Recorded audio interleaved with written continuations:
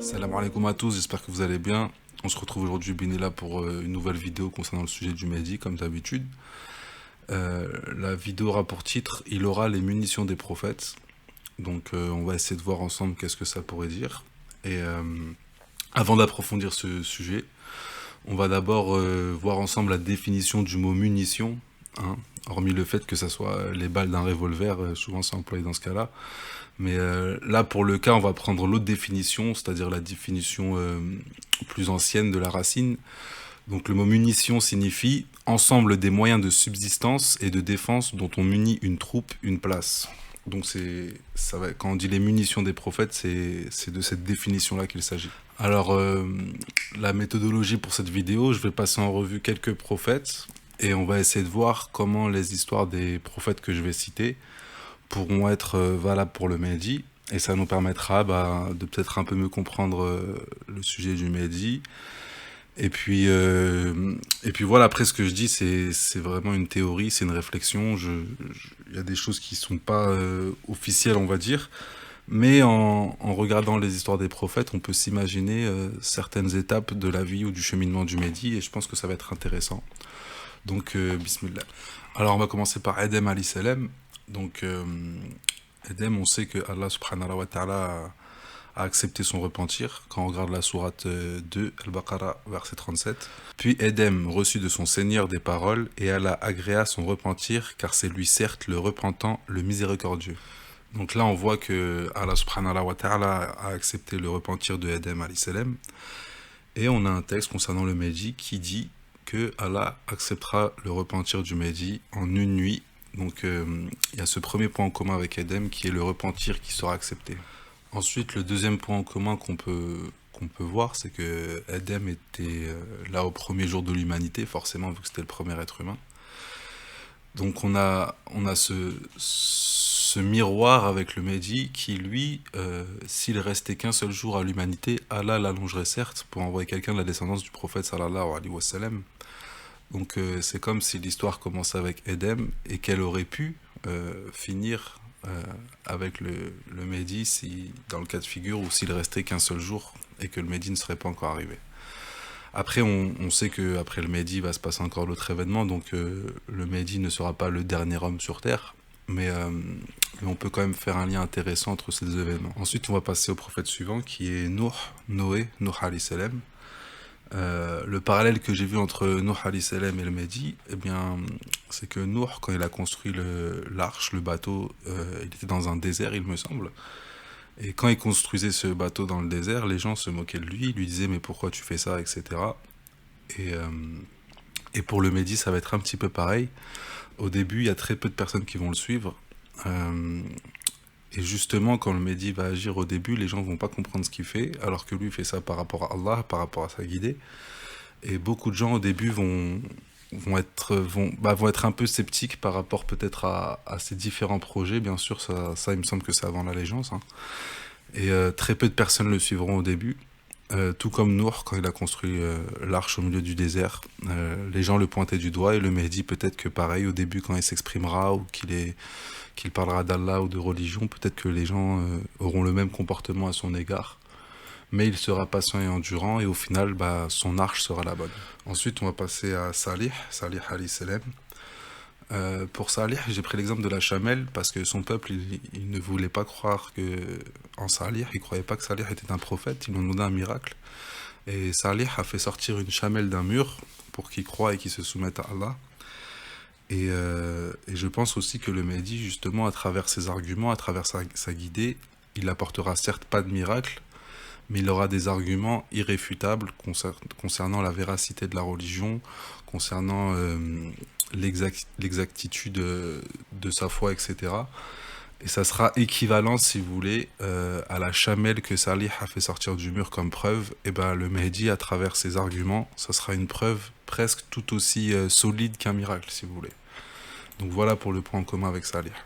Ensuite, on va passer à Ibrahim alayhi salam, avec l'exemple l'événement le plus connu, qui est qu'il a eu en rêve, en songe, le fait qu'il devait sacrifier Ismaël via un égorgement, et que malgré que ça soit son fils, il était prêt à le faire, donc il a placé sa confiance en Allah, quelle que soit la chose que Allah aurait pu lui insuffler, il était prêt à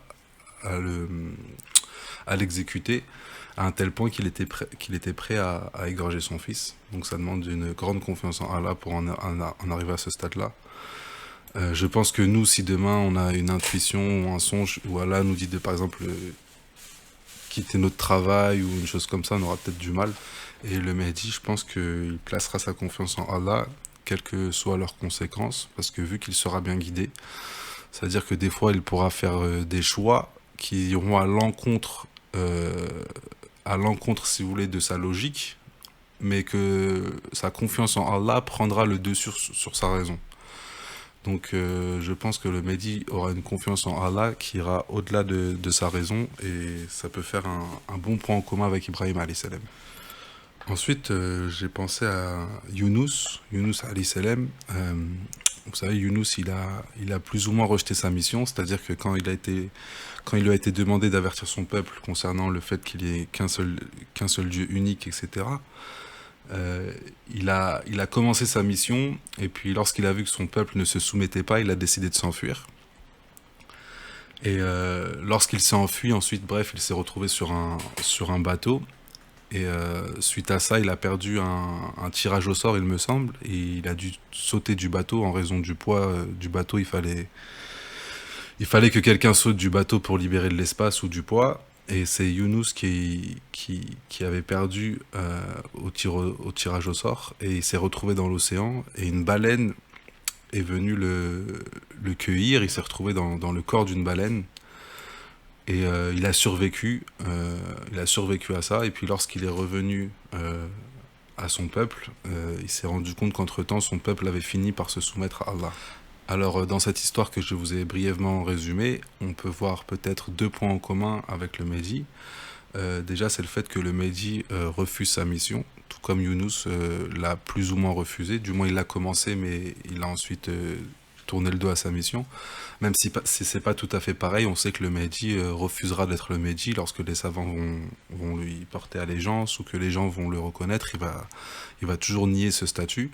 Donc c'est une manière aussi un petit peu de rejeter sa mission. Même s'il y a beaucoup plus de paramètres, c'est pas juste qu'il rejette sa mission, je pense qu'il y a énormément d'autres paramètres qui rentrent en compte, mais d'un point de vue extérieur, on pourrait se dire que le Mehdi refuse d'être le Mehdi parce que, déjà de 1, lorsqu'on lui fait allégeance, il refuse plusieurs fois, il évite les sagents, etc. Et de 2, toute sa vie, il est dans le doute et la certitude, alors qu'il a assez d'éléments en vérité pour avoir la certitude.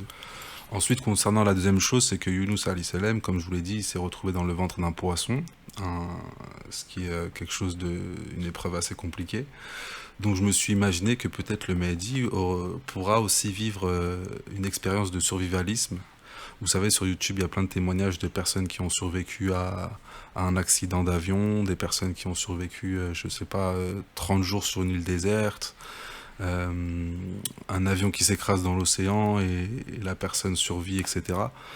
Donc peut-être que le Mehdi ne finira pas dans le ventre d'une baleine, mais peut-être qu'il aura une expérience de survie comme ça, comme on peut voir un peu sur YouTube. Si vous tapez survivalisme témoignage sur YouTube, vous pourrez voir un peu des expériences, et on se dit que peut-être le Mehdi vivra une chose similaire afin de renforcer sa foi et d'acquérir des choses nécessaires pour la suite de sa mission. Ensuite, j'ai pensé à Youssouf alayhi salam. Je vais pas vous résumer son histoire, c'est un petit peu long.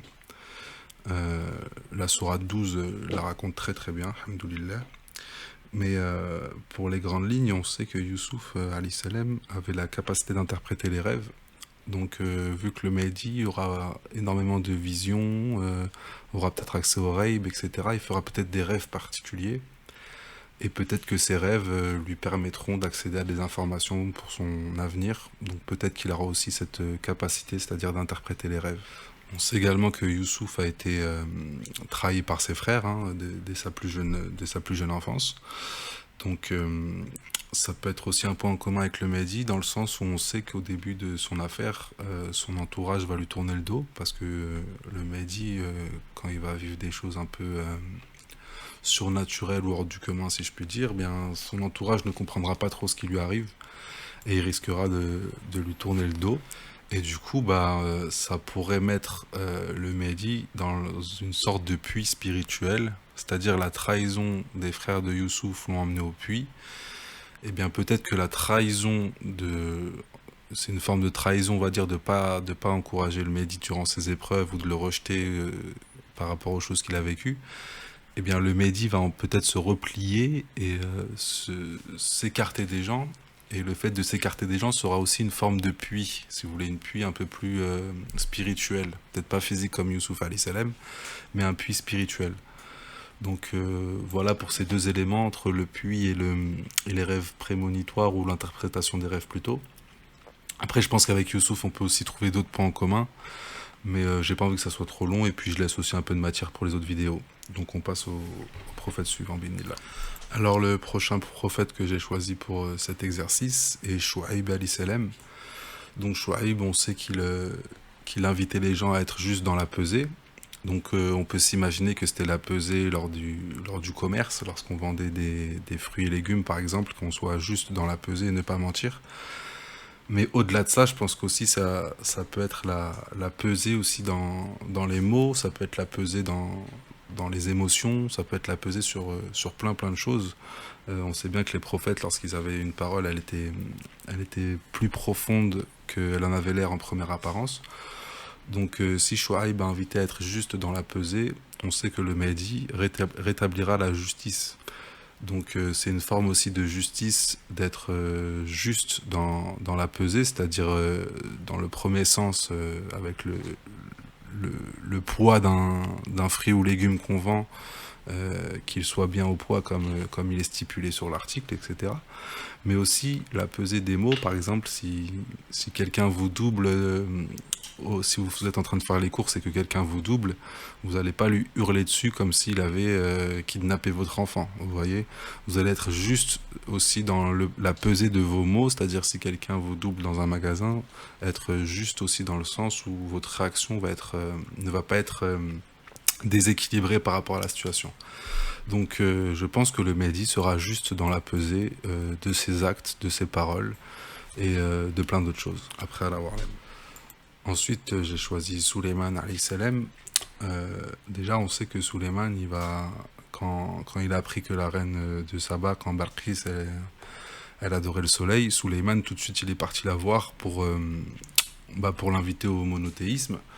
Et on sait que le Mehdi, peut-être que lorsqu'il va savoir qu'il y a des peuples qui sont dans l'erreur par rapport à leur adoration, peut-être que le Mehdi, pour leur éviter l'enfer ou pour leur apporter une joie et du bien-être dans leur peuple, il va aller les voir pour les inviter au monothéisme à travers l'islam. Donc peut-être qu'il aura ce point en commun avec Suleiman, c'est-à-dire au-delà d'être un calife sur terre, tout comme Suleiman, d'être aussi quelqu'un qui va aller sur le terrain, voir les peuples pour les inviter à la religion de la bonne manière. On sait également que Suleiman alayhi salam, il parlait aux animaux, hein, on a l'exemple avec la huppe, ou même avec les fourmis, lorsqu'il entend les fourmis dans la vallée se cacher par crainte d'être écrasé, lorsqu'il sourit, il a un sourire parce qu'il a entendu ce que les fourmis ont dit. Et également que Suleiman a une armée de djinns. Il se peut que le Mehdi alayhi salam, en gros, il ait aussi des choses similaires, peut-être une armée dans le monde de l'invisible, peut-être une faculté de peut-être parler aux animaux ou de communiquer avec eux à la Warlem. Mais on sait que lorsque le Mehdi sera calife, même le poisson sur terre, même le poisson dans l'eau, pardon, se réjouira. Donc avec ces petits indices, on peut s'imaginer plein de choses. Ensuite, j'ai pensé à Ayoub alayhi salam, avec son épreuve de santé, où il est resté immobilisé dans son lit durant plusieurs années, avec le corps qui commençait à être pétrifié, etc. Et Ayoub, malgré ça, a continué à placer sa confiance en Allah, malgré des journées, des heures et des mois, des semaines, des années sur son lit immobile, qui a dû être une épreuve très difficile pour Ayoub, et bien, et qu'il a ensuite guéri miraculeusement, enfin miraculeusement dans le sens où il a placé sa confiance en Allah, et puis Allah lui a redonné la santé, et puis tout ce qu'il avait perdu, même le double. Eh bien, il est aussi dit que le Mehdi aura des problèmes de santé, et certains textes, certaines personnes aussi pensent que cette situation de guérison miraculeuse aura également lieu pour le Mehdi. D'ailleurs, le fait qu'on dise qu'il soit guidé en une nuit, on voit bien le point en commun avec la guérison d'Ayoub alayhi salam qui s'est fait subitement. Dans cette histoire du Mehdi où on parle d'une nuit, il y a ce point en commun également. Donc voilà, ça fait 15 minutes, j'ai cité pas mal d'exemples, je pense que c'est pas mal pour aujourd'hui. Concernant Mohammed sallallahu alayhi wa sallam, Issa et Moussa, peut-être faire une vidéo spécifique avec ces trois prophètes-là parce que c'est un peu particulier. C'est vrai que on sait que concernant Mohammed sallallahu alayhi wa sallam, le Mahdi sera une petite photocopie, c'est-à-dire qu'il ressemblera au prophète par son comportement. Concernant Moussa, on sait qu'il y a énormément de points en commun. J'aurais pas pu tous les passer en revue, hein. Il y en a même qui disent que c'est le prophète qui ressemble le plus au Mehdi concernant le cheminement, etc.